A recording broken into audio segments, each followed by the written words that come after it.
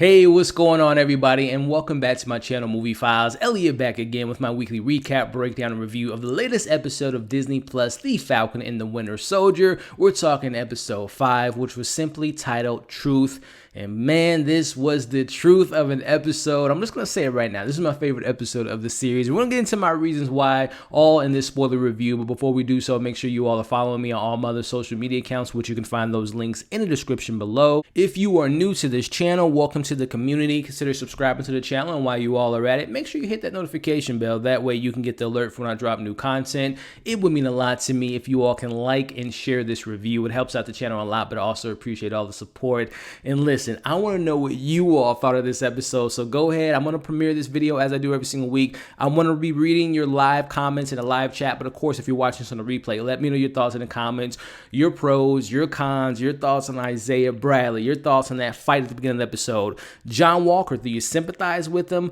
We're going to put some respect on that big cameo. I think it's a huge cameo that we got in this episode, but I also want to know your thoughts and theories for the last week's, or should I say next week's, finale of The Falcon and Winter Soldier. So before I get into this recap and breakdown, as I always do, just a quick plug. Every single Saturday at 3 p.m. Central Time, myself and my amazing co-host, we always break down the latest episodes of the MCU shows, and we will be back tomorrow talking about this 5th episode with myself, with Amanda, but we got some very special guests, and that is Austin from Burke's YouTube channel, and we got my main man Paul from Heavy Spoilers. We're going to be spoiling everything, ladies and gentlemen. Myself, Amanda, Austin, and Paul will be talking about this episode live tomorrow on this channel, 3 p.m. Central Time. Can't wait to see you all there. So with that out of the way, man, a lot of notes here to go through, and I'm so excited to go through it with you all. So again, if you're watching this on the live stream, go ahead and let's have a conversation. If you're watching this on the replay, let the recap begin. Again, this episode was titled Truth, which is a great homage to the comic that focused on Isaiah Bradley, Truth, Red, White, and Black. And we'll talk about that incredible scene that I never thought I would see in an MCU project. But they have that conversation about Black history being erased from the history books and all the different things that that scene has. We're going to talk about that. But let's kick things off with the beginning of the episode, which shows this incredible fight between Bucky, Sam, John Walker, aka Captain America himself. Man, this was a great. So we see that John is now ran away from the scene, which I'm not gonna lie, I guess I would have loved to have seen like maybe the crowd's like reaction to what happened and him running away, but nonetheless, little tiny nitpick there. But we see he's ran off. He's in this abandoned warehouse. In comes Bucky and Sam. We see, even before that, we see John he's replaying the situation. He's having little moments of Lamar talking to him and just really kind of spazzing out and really just kind of realizing what just took place. But I think at the end of the day, he still stands by what he did. And we'll talk about that a little bit later. But nonetheless, Bucky and Sam have arrived and they want to, we see Sam trying to calm down John, but ultimately, they want that shield back, John, and you're going to give it to them. So this is round 1, ladies and gentlemen, of this fight, because there will be another fight between those three, more particularly between Sam and John, and I can't wait for that fight. But nonetheless, let's break down this fight. We see John mostly in this fight. I'm not going to lie. And I mentioned in the last week's stream when the conversation was had, when John kind of came at Sam and said, hey, I'll put the shield down and make it fair one-on-one fight. And this was pre-Serum and John. I personally think John could take out Falcon. I know some people might disagree with me, but listen, the man has skills before the Serum, and Sam, no disrespect on Sam, he can hold his own. He did lose to Ant-Man. He did lose to Crossbones, but nonetheless, I think John could take on Sam, but of course, Sam's the hero. He's going to come out on top if they do inevitably have that fight, but nonetheless, we see this fight take place. John's winning, ladies and gentlemen. He has the upper hand. I mean, we see Bucky using his Wakanda arm, which I still think that Wakanda arm has so much more capabilities than what Bucky's using it for thus far. But nonetheless, we see him going at Bucky. Bucky gets upset, but gets ultimately taken down by John. We see Sam really holding his own. I'm not going to lie. This is a super soldier that Sam's going against. Not only a super soldier, but a trained, army vet, military vet, someone with Medal of Honor, someone with hand-to-hand combat. Again, in the comics, U.S. Agent has better hand-to-hand combat than Captain America Steve Rogers himself. So I love that this show is really showing you how badass John Walker is. Yes, I know people hate John Walker.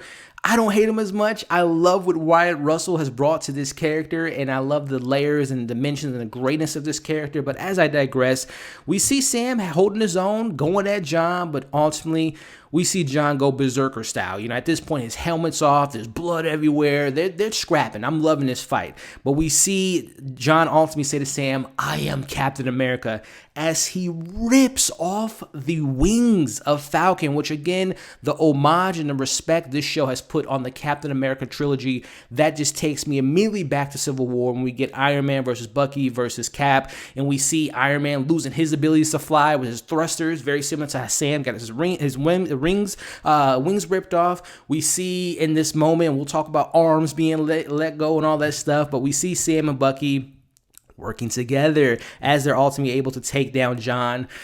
And they break my man's arm. They break John's arm again, going back to Civil War, the parallels of Bucky losing his arm to Iron Man. And we see Sam and Bucky break this man's arm. This fight was so brutal. I'm going to have a question for you all here in a bit, but we see they ultimately get the shield. We see Bucky gives the shield to Sam and kind of walks away as Sam wipes up the blood. What an incredible opening.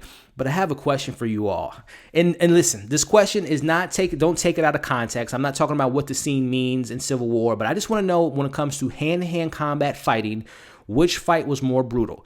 This fight that we got in the Falcon and Winter Soldier, Sam, Bucky, and John Walker, or the fight we got in Civil War with Bucky, Steve, and Iron Man? I want to know it. Again, not the context and the meaning of the scene, but the fight choreography, the brutal nature of the fight. Which one do you think was more brutal? Let me know in the comments. But as we move on, we see Karli is now gone, but her followers have been arrested. And we see the return of Torres. We haven't seen him in quite a few weeks as Bucky kind of walks away, assuming that he's going after Zemo, which we'll talk about that scene, obviously. But Torres informs Sam that this is a pretty big deal. What John did is a pretty big deal in the eyes of the government, and I love the lines that we kind of have here in regards to Torres saying, you know, someone at a higher payroll is going to handle the situation. But Torres tells Sam, I love this line, sometimes there's nothing to do until there's something to do.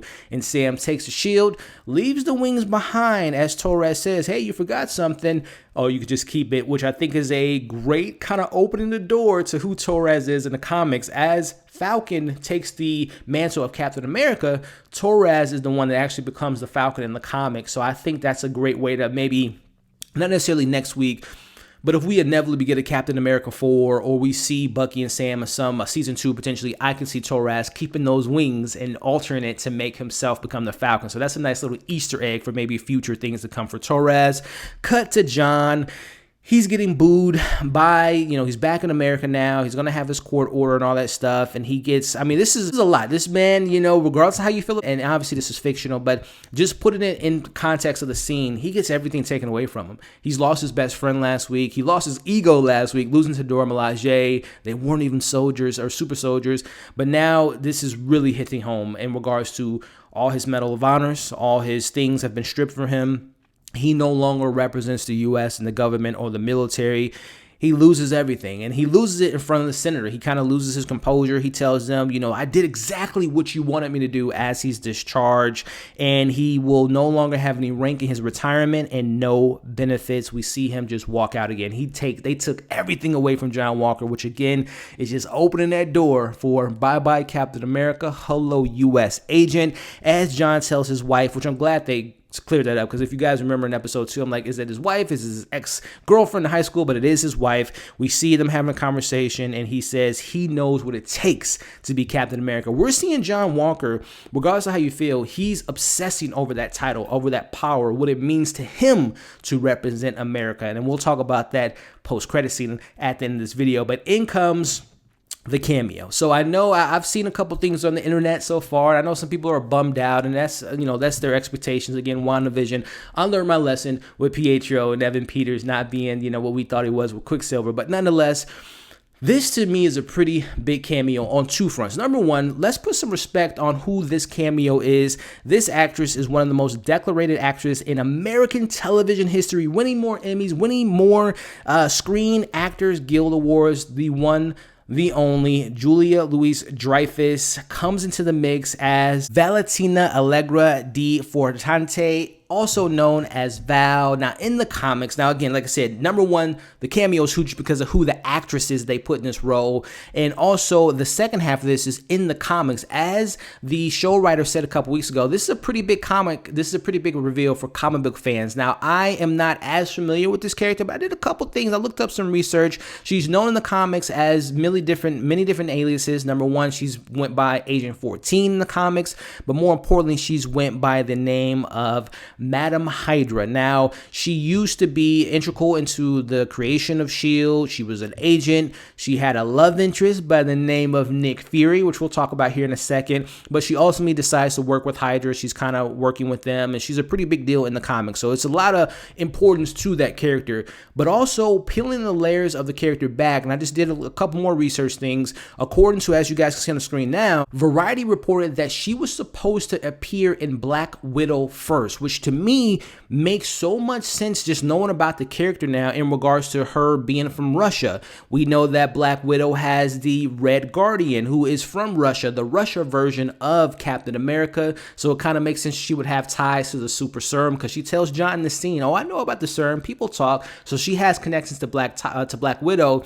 But going back to the comics of her having a love interest, being Nick Fury, being Sam Jackson alluding to in Winter Soldier that he has a wife and he's not at home and all that different stuff, I wonder, are those two going to cross paths in the MCU? Because they're going to keep her alive. Again, you don't bring in Julia just for a cameo. She will be a pivotal character in the MCU, and I think that her and Nick Fury might have had a thing in the past. Black Widow might know about that. Again, Red Guardian, her connections to Russia. This cameo is a pretty big deal, but nonetheless, breaking down the actual scene, she's talking to John, saying that there are people that seem to think that you are very valuable now that you have the serum thrusting through your veins. She tells him you have an important job to do, which is pick up the phone when I call you, when I need you. Now, of course, some people are theorizing that she may be the power broker, and we'll get to Sharon and all that stuff, but I don't think she's the power broker. I think that she has bigger ties to Hydra. We know Hydra is still out there. They're small and not as big as they used to be, but Hydra and their connections and tying everything into that, I think we can look forward to seeing more Julia as Val in the future.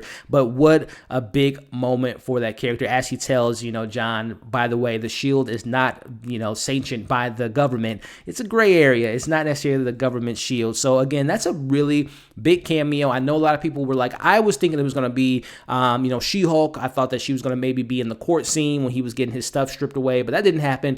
But I love what this cameo did end up being, who the actress is and what it can mean for Black Widow, for Nick Fury, Secret Wars or Secret Invasion, all this stuff, all the implications. It's a pretty big cameo in my eyes. Let me know in the comments. But nonetheless, cut to Karli and her remaining Flag Smashers as they found out that the GRC has made waste of their safe haven, and Karli tells them it is time to go to work. Cut back to Zemo to Sokovia as he is honoring his family. We see Bucky arrives. He tells Bucky that he is not going to kill him, which I love their back and forth scene there, but he tells him that Bucky needs to kill Karli, which would be pivotal to see how that scene plays out when we inevitably see Karli and Sam and Bucky and John, of course. I can't wait to see Karli and John interact for the first time since his best friend Lamar died. But we see Bucky has a gun in front of Zemo. He pulls the trigger. There are no bullets in the trigger, which was a great moment for Bucky. Again, he's trained to be a killer, but he's not going to kill Zemo. In comes Adore Milaje. They take him away. We see Zemo says his goodbyes to Bucky as Ayo tells Bucky he's going to be taken to the Rift, which we'll talk about here in a second, on his remaining days. And we see Bucky asks, he's told that he's not going to have any more trips to Wakanda anytime soon, but he does ask, Ayo for a certain favor, which we'll talk about that favor in a bit. But going back to Zemo and him going to the Rift. Now, we know the Rift was obviously shown in Civil War. We know half of our Avengers, Wanda. We had, obviously Sam was in there. We had Ant-Man. We had Clint in the Rift, but also we're assuming that Abomination and some other MCU villains have been placed in the Rift. So to me, I was curious why they didn't just take him to like a Wakandan prison, obviously it sets up what they're going to probably do with General Ross creating the Thunderbolts, having this, this team, this superhero team, which I think John Walker will be recruited by this same team. But nonetheless, I was very surprised that they didn't take him to Wakanda. But let me know if you guys, obviously, like I said, I like that route because obviously it ties him to the Thunderbolts and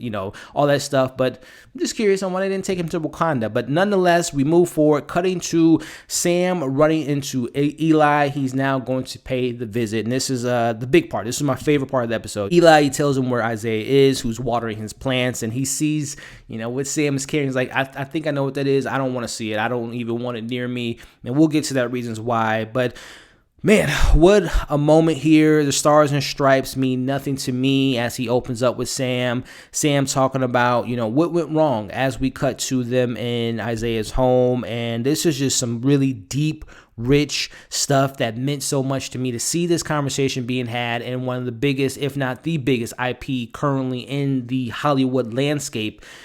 They're talking about history, ladies and gentlemen, how American history has erased important figures, important people, minority, people of color being erased from the history books, as he talks about what he went through, the Red Tails and how they fought for the country. This brings me back to last year's, Spike Lee's Five Bloods. And how can you fight for a country that doesn't fight for you, right? You go home to racism, in recent events and in the news, we saw how veterans are treated by the police force, and just so many things were going through my mind in this scene, and just having the scene again in the MCU. I really do applaud. There's been some mishandling of some of those social commentary. I think of the episode with episode 2 with the police pulling Sam over and stuff like that. I feel like it didn't have as emotional impact as this scene had.